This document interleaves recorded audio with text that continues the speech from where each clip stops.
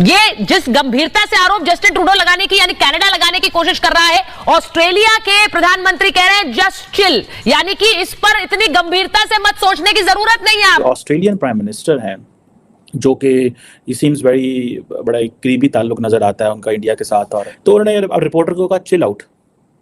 सो ये जो क्वेश्चन था ये था कि आपको रिग्रेट है, और उन्होंने कहा चिल आउट। अब जस्टिन ट्रूडो G20 में आते हैं, G20 में उनकी ठीक ठाक बेइज्जती की जाती है, बायलैटरल मीटिंग में भी, इवेंट में भी।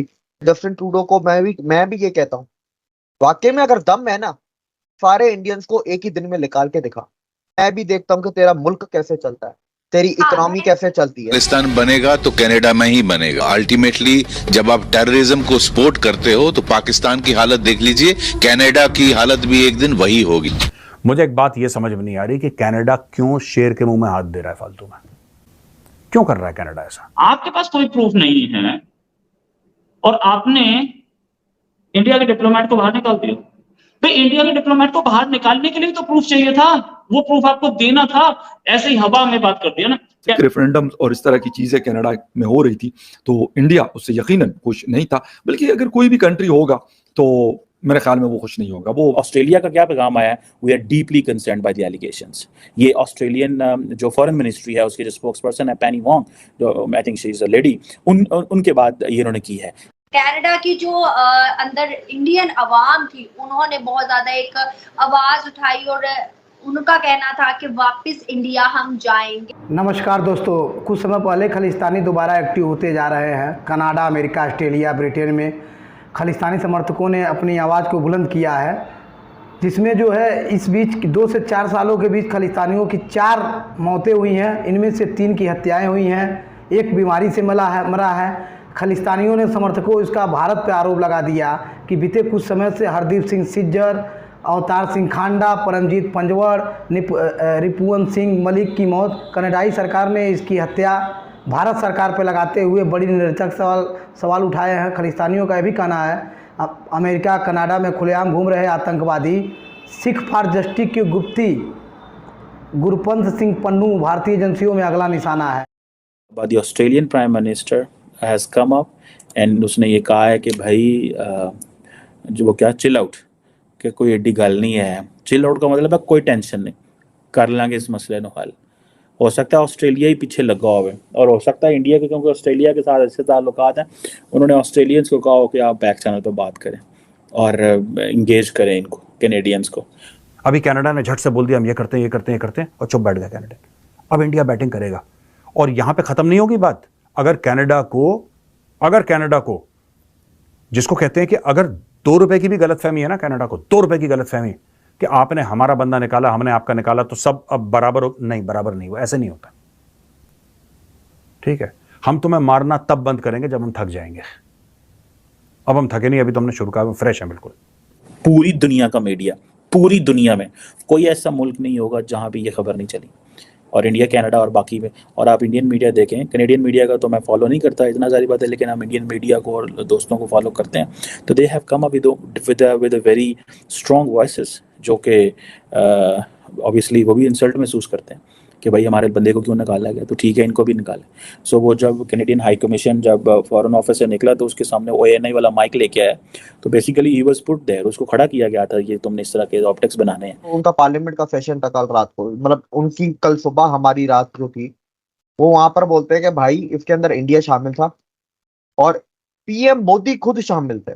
सबसे बड़ी गलती अगर ट्रूडो ने अपनी जिंदगी में कोई की है तो वही है।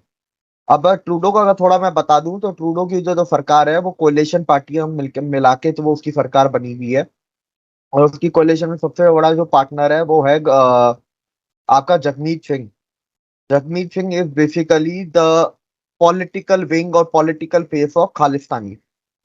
तो वो वोट बैंक पॉलिटिक्स, सेक्टेरियनिज्म, ठीक है, उसके अंदर वो लोग उधर कनाडा में पड़ गए हैं।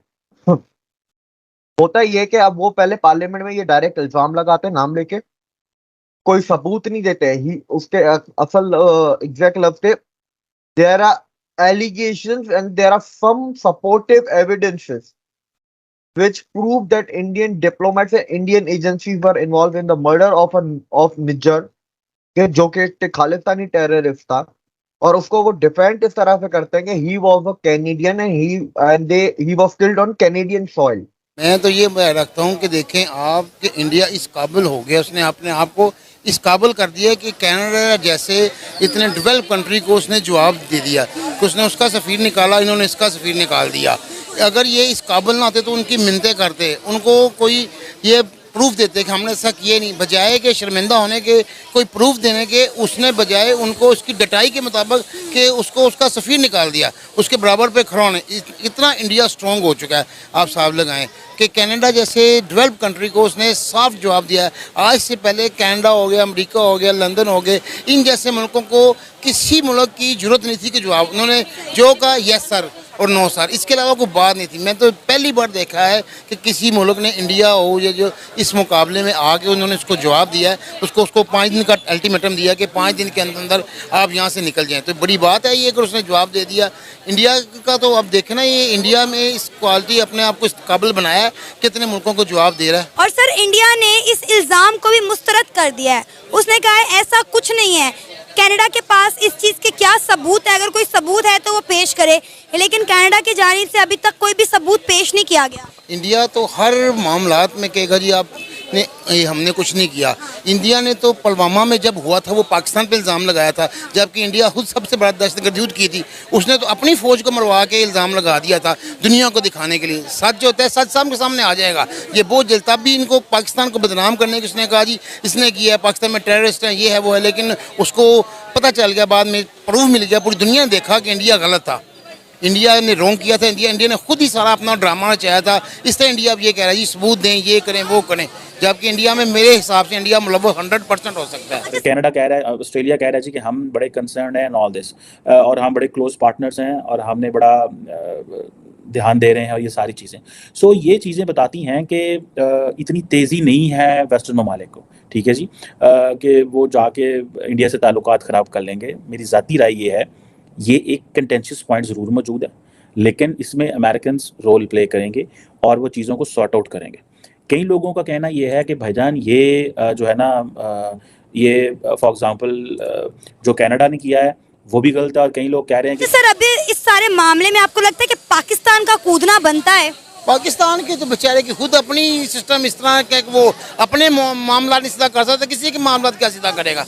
अपने पाकिस्तान कूद पड़ा है ना। बिलावल भुट्टो जरदारी ने कहा है कि इंडिया एक दहशतगर्द मुल्क है, इंडिया एक गुंडा बन चुका है, और उन्होंने कहा है कि जी पूरी दुनिया पर ये बात आज साबित हो चुकी है, पूरी दुनिया इंडिया से डरती है। बिलावल भुट्टो जरदारी ने ये बयान दिया इस पर। बिलावल भुट्टो जरदारी की क्या मैं बात करूं, जिसको कोई उसको पता नहीं क्या बात करनी क्या नहीं। ये तो इस टाइम सिर्फ और सिर्फ ये बिलावल भुट्टो जरदारी हो गए, नून लीग हो गए, किसी तरीके से कुछ ऐसी कश्ती में बैठना चाह रहे हैं जिस वजह से अवाम के चंद वोट ले सकें, सिर्फ इस वजह से ऐसे बयान दे रहे हैं। अदरवाइज इनके पास अब बेचने के लिए कुछ नहीं रहा, सब कुछ इनका बिक चुका है। ये कुछ चीज़ ऐसी कह रहे हैं, कोई मंजन बेच रहे हैं, कोई चीज़ बेच रहे हैं जिस वजह से अवाम के थोड़े दिन में, लेकिन अवाम को शोर आ गया है, अब अवाम इनके हथे नहीं चढ़ेगी। वही तो सर, अपने मुल्क के मामला इनसे संभाले नहीं जा रहे, और इंडिया और कनाडा के जो मामला उनमें टांग अड़ाई जा रहे हैं। मुल्क तो थोड़ी दूर का इनके अपने सिंध के मामला नहीं संभाले जा रहे। सारी जिंदगी से जब से हम पैदा हुए हैं 40 साल के होंगे, सिंध में गवर्नमेंट की इनकी है, इन्होंने क्या किया सिंध के लिए आज तक? ठट्ठा में क्या किया आज तक? आज तक उधर पानी नहीं दे सके, तो ये दुनिया के मुल्क संवारेंगे।